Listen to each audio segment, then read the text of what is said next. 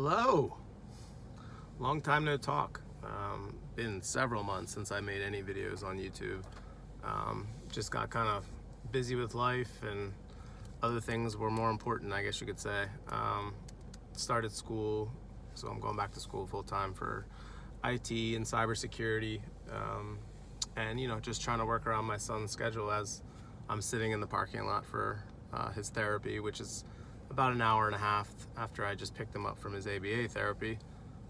So all in all, Monday, Wednesdays, and Fridays, it's like a good 4 or 5 hours of driving around and sitting in a parking lot. So as you can see, it's very difficult to work around. But really the whole reason I wanted to come on here, well, it wasn't to talk about me, but was to talk about what's happening in the world. And I think that as I've made previous videos, I've said that, we're going to be dealing with shortages, which we've had some come and go. Still kind of dealing with some of them, from the whole congestion on the ports to, COVID and whatever else excuse they use to say that we're going to have shortages. I don't think people are really paying attention to what's really happening right now. To give you some context, there was already fertilizer shortages, and there was already declining harvests and crop yields and everything from the previous year. And so that's kind of where you're starting to see some of the shortages that we're dealing with now. And right now they're not that bad, right? Like, you can still go to the store and there's still plenty of food on the shelves. In certain areas you would see places where it was cleaned out pretty good. Like, I've seen a lot of videos of Walmart and how like the entire frozen section was almost completely cleaned out, and stuff like that. But for the most part, you can still go to any store and there's still plenty of food. So it's not to say that we should be panicking right now, but as I've said in previous videos, you guys really need to be storing non-perishable food. I can't stress this enough. And I'm gonna try and paint a more clear picture for you as the video continues.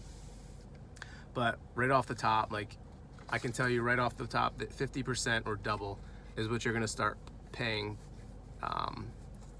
by no later than end of year, probably even before that, for eggs, milk, onions, and paper products. These are highly dependent on other countries like Russia and China. And right now, Russia basically said that as far as food goes, if you're an unfriendly country, which the US and NATO obviously would be, that they're not even going to export food to us. All right. And if you don't know this, we get a lot of food from Russia and Ukraine. Ukraine is considered like the breadbasket of Europe. So Russia and Ukraine together are about 30% of wheat exports. And as of right now, from people that apparently have lived in Poland and other areas that are around that area, they're basically saying that they're not planning anything right now. And that makes sense, right? Like, Ukraine is a giant war zone right now. And the whole Black Sea region basically is cut off right now. So you're not getting a whole lot from them right now. Kazakhstan just recently said that they're gonna stop exports of grain and wheat. So that's gonna just add to all this issue that we have dealing with right now.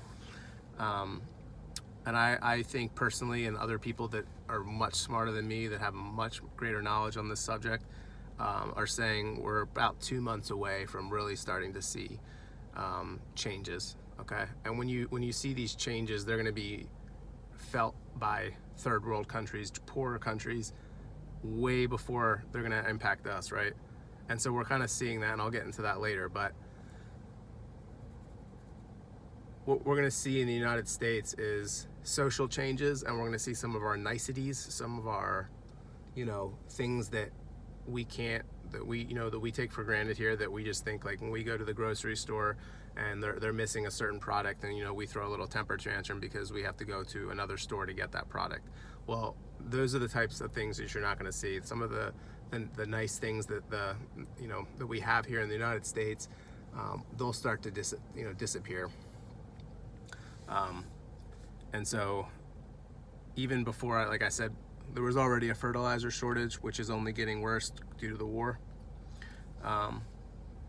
And just to give you an idea of, and there's so many food products, right? So I could sit here and go on for on and on and on about where certain places get their food from and blah, blah, blah. But just to give you an idea, I kind of did a little quick chart of cereal and vegetables. Cereal being like grain products. As far as barley, Russia is the #1 exporter of barley. Buckwheat, Russia's sitting at #1. Maize, China's sitting at #2. Oats, you got Russia at #1. Rice, China at #1, and India at #2. Rye, Russia's at #3. Wheat, first is India, then second is China, and then third is Russia. And then I ended with cotton, so you have India at first and you have China at second. Okay, so there's just an idea. If I said India, China, Russia, they're all basically part of the BRICS, right? They're all kind of allied together. They're all gonna come to the same, decision that they're not gonna give food to the United States. Now only Russia's really said that so far, but I honestly think that they're going to do the same thing as Russia because they're allied. They know that they need Russia. They don't want to piss Russia off. And I honestly believe that those countries will start to do the same thing. You can have, besides an economic war with these countries, it can start to go into like food products and all that, which is, again, what Russia's doing. And I could see them doing the same thing because we rely on a lot of stuff from China as well. If you switch over to vegetables, you got lettuce, China's first, India's third. Beans, India's second. Onion, China's first, India's second. Cabbage, China is first, India is second. And green beans, China is first, India is second. So it's just giving you a quick idea of how much food, and those are just cereal and vegetables. That's not meat, that's not fruit, that's not anything like that, and other products that aren't edible. Just how much we rely on Russia, China, and India, and even Ukraine for a lot of the stuff that we get. So does that mean that every single thing is going to be off the shelves? No, not necessarily. But that does mean that a lot of the food that we get, it's going to impact the supply. So now what you're seeing is places like Peru and Sri Lanka dealing with a lot of unrest, social unrest, violence. They are not happy with the price of food, the price of gasoline, all this stuff. It's causing them to get very upset, and they're very pissed off with their government, and they're taking it to the streets. So again, that's these more poor countries that they're being impacted right now. So that is your warning. Like, that is your red flag that you should know that if it's starting to happen there, it's going to start to spread to the United States. There are people that are actually predicting that it's going to be literal famine, right? And again, I brought up, the book of Revelation many times, and all of this is prophesied in the book of Revelation. I'll probably do a separate video where I kind of break down the different seals and the trumpets and everything like that, and maybe where we are. But it's very foreboding of what is to come. And I think because we live in the United States, we think that we're just a credit card swipe away from whatever we want. We can go down the street, get whatever we want, food, anything. So people think that it's not going to happen here. Like, oh yeah, I can understand where a third world country would have some issues, but here in the U.S., like, we'll be okay. And I'm telling you, we're not going to be okay. We get a lot of our food from other countries. Okay, if we just realized that we're not going to be where we need to be, because again, the planting season has already started and we're already behind. We're going to start really seeing this by the end of the year. So the harvest season is like late September, early October. I would say no later than then, you're going to start to see some serious issues with the supply chain.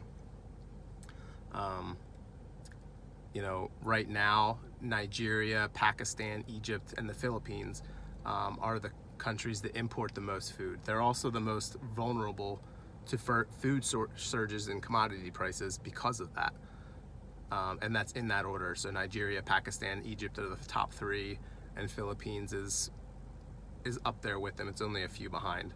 But they rely on their imports to feed their people. So you're going to start to see things get bad in those areas. You can already see in Pakistan, like politically, they're already dealing with some serious issues, and so that's going to grow.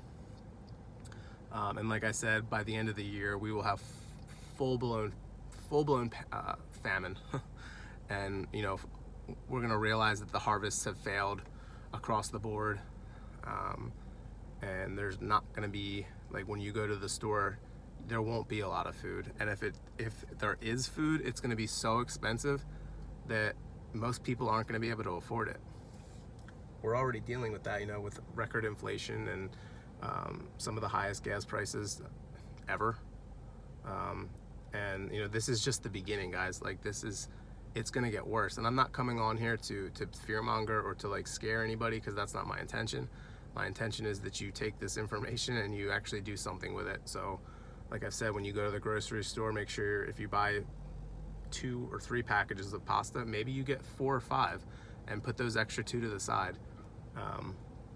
You could do very small things, and honestly, you don't have to go to the grocery store to get these things. I do most of my like food prep, whatever you want to call it. I go to the Dollar Tree and I just get the cheapest stuff I can find, the cheapest beans, the cheapest rice, the cheapest pasta, and all that, all that good stuff. And then I do my best to try and can it or put it in a sealable package. I think I'm gonna here soon get some Mylar packages, because they're even better than like mason jars, and they're much cheaper, much easier. So that's definitely something you can do. Get yourself a food saver or something like that, and start canning your food. And if you can't do that, if you can't afford it, I completely understand that. Even just having packages of rice and pasta and stuff like that extra on hand is going to help you out a ton. And obviously water is the same thing.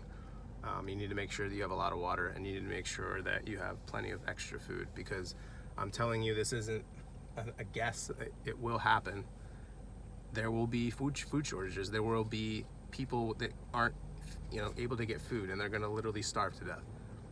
And it's going to get bad, because once people don't have food, we kind of see what happens. Like I said, I mentioned Peru and Sri Lanka right now. That type of thing could easily happen here, and I don't think people realize, like, they don't have access to a lot of the things that we have here in the United States. So if people start to lose their mind here in this country, we have millions of gun owners. We have a lot of angry people that could do a lot of bad things, and your family doesn't want to be in that position, because when you're desperate and you're hungry, you do stupid things, and you don't want to be one of those people that has to do stupid things just to survive, or put food in your kid's belly. So that's really all I have, just to kind of give you a better synopsis, a better idea of where we're heading as far as food goes. And I hope that you guys are paying attention. I hope you guys are listening to the words of, and heeding my advice and the advice of many others, and just continue to stockpile your food. I hope all you guys are doing well. I'm hoping that this is the start back up again of my channel, and starting to get back out there and making more videos. It's definitely something I want to do. There's a lot of stuff I want to talk about, but I thought this was kind of pressing. So I hope you all are doing well, and like I said, I'll be back here shortly. Later.